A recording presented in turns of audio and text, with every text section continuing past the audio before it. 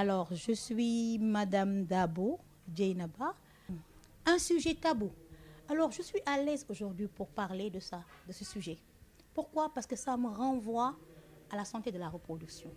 Cette santé de la reproduction qui m'a propulsée aujourd'hui au poste où je suis, parce que c'est à travers une formation avec la SOA en tant que relais communautaire pour la sensibilisation justement en santé de la reproduction que je me suis retrouvée pris de la passion et j'ai fait la formation pour être aujourd'hui dans le travail social. Je vous dirais juste que, en fait, c'est un sujet, pas la menstruation en tant que telle, mais surtout la sexualité. En Afrique, au Sénégal, c'est tabou de parler de, bien entendu, la sexualité. Du coup, les parents se transmettent de génération en génération un certain complexe, une certaine distraction, une certaine gêne à communiquer de sexualité directement avec leur enfant. Ils sont prêts à envoyer quelqu'un parler à leur enfant, mais eux-mêmes ne parlent pas directement. Or, justement, cet intermédiaire fait passer une information qui n'est pas nécessairement la juste information. Aujourd'hui, avec le développement des TIC, les enfants accèdent à des informations qui, si nous ne les canalisons pas, peuvent donner naissance à des dérives. La menstruée est quelque chose de naturel. C'est normal dans le processus de développement de la femme. C'est tout à fait normal, mais il faudrait l'informer, lui donner la bonne information, lui donner la juste information pour l'accompagner à faire face. Certaines filles la vivent sans problème, d'autres la vivent avec des douleurs. Il faudrait qu'elles soient préparées. D'autres la vivent et très tôt, maintenant, nous avons vu que les jeunes commencent très tôt les rapports sexuels. Que vous les encadrez ou pas, mais il serait bon de communiquer avec eux pour leur dire les risques auxquels ils sont exposés quand ils le font. Une jeune fille de 15 ans qui entame déjà le rapport sexuel, si elle tombe en état de grossesse, n'a pas fini de grandir. Elle est encore en plein processus de croissance. Et ce sera deux bébés. Un bébé qui donne naissance à un autre bébé. Et ça peut poser problème. C'est un risque pour elle par rapport à sa santé, mais c'est un risque même pour le bébé parce qu'elle n'a pas encore assez de maturité pour pouvoir prendre en charge justement cet enfant. Et ça, c'est un double problème. Nous en faisons un complexe, mais c'est ce que je dis tantôt. Il est temps que nous puissions passer à autre chose, gagner en ouverture, informer nos pères, mères, qu'il faudrait qu'elles-mêmes donnent à leurs filles ou à leurs garçons. Et c'est ça le problème. Au Sénégal, on prépare la femme à aller vers le mariage, mais l'homme n'est pas préparé à prendre sa femme sexuellement. Or, tous les deux en ont besoin, d'une façon ou d'une autre. C'est un processus normal et je crois en parler serait la meilleure solution. Bonjour, je m'appelle Daya Sinsanya, je suis étudiante à l'École nationale des travailleurs sociaux spécialisée. Bon, c'est venu tout naturellement, c'est quelque chose de naturel d'abord, mais avant ça, j'aimerais dire en ce mois de mars, bonne fête ou bien bonne journée internationale de la femme à tout le monde, au Sénégal, plus particulièrement aujourd'hui à l'INTSS. Pour la question, la menstruation, c'est quelque chose de naturel qui est d'abord, qui a été prévu chez la femme. Maintenant, moi, je l'ai vécu de manière innocente. Je vais m'expliquer. La première fois, ça m'est arrivé lorsque je faisais la 6e au collège. Là, je ne savais même pas ce que c'était.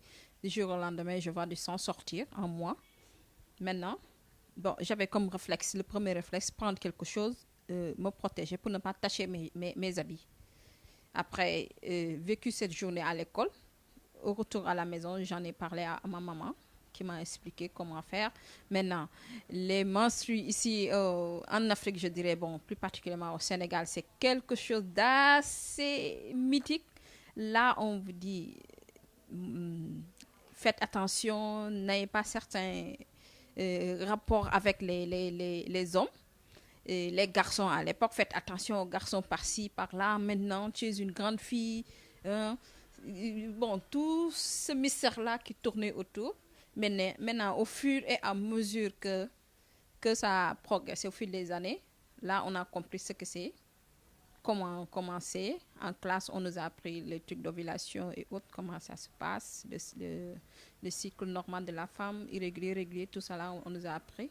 Et avec les contraintes que ça, ou bien je dirais, oui, des contraintes, parce qu'il y a des règles douloureuses qu'on ressent. Des fois même, pour mon cas, il m'arrivait de vomir, d'être tout à fait mal à l'aise du matin au soir.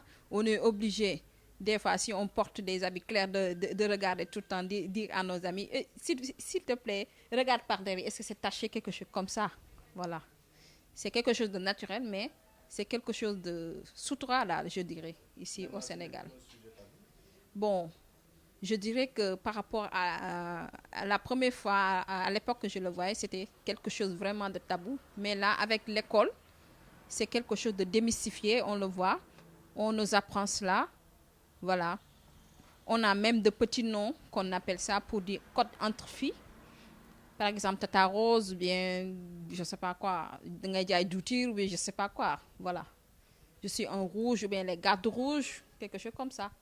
Il y en a même qui en profitent pour porter des codes vestimentaires en noir pour cacher éventuellement des fuites ou bien des taches. Mais les règles douloureuses, bon, ça empêche vraiment la femme d'évoluer. Mais avec le progrès de la médecine, il y a des médicaments qui sont là pour ça, pour atténuer les règles douloureuses.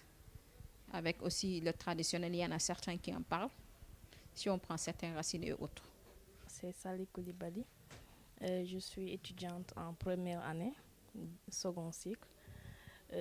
Concernant votre question sur les menstrues, bon, je dirais que c'est une chose tout à fait normale qui arrive à toutes les filles et que même si à un certain âge, ça ne vous arrive pas. Ma première fois, c'était... Bon, moi, je l'ai eu un peu tardivement. Bon, c'était pas tardivement parce que j'étais un peu précoce quand même. Je suis entrée à l'école un peu tôt. Donc, au moment où certaines de mes copines l'avaient vu en sixième, moi, il m'a fallu attendre jusqu'en quatrième pour le voir. Mais comme on était des copines, j'avais écho déjà sur ça. Des fois, elle me racontait. Bon, nous, chaque mois, ça nous arrive. Donc, je n'avais pas tellement peur parce que j'avais déjà entendu. Et puis, j'étais un peu petite de taille. Ça ne m'a pas surprise, en quelque sorte. Et comment vous l'aviez vécu à l'époque? Bon, c'était un dimanche, heureusement. C'était un dimanche. C'était même un jour de baptême chez ma grand-mère. Et pouf, c'est venu comme ça. J'avais tellement peur, il y avait tellement de monde. Mais heureusement, je suis gérée. Je me suis dit que si c'était venu à l'école, peut-être que ça aurait été pire parce que je ne m'étais pas trop bien préparée.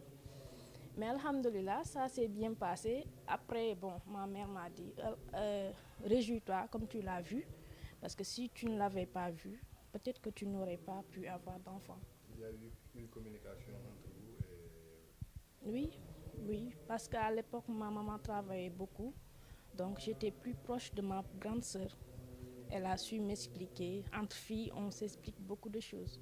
Bon, c'est pour cela que je suis un peu plus proche de ma sœur que de ma mère. Parce qu'il y a certaines affinités, quand tu les partages avec une personne, bon, automatiquement, elle ne remplace pas votre mère, mais vous devenez proche. Considérez-vous cela comme un sujet tabou? Bon, non, franchement. Moi, je regrette le fait que ça ne soit pas ma mère qui me l'ait expliqué, plutôt des amis et ma soeur.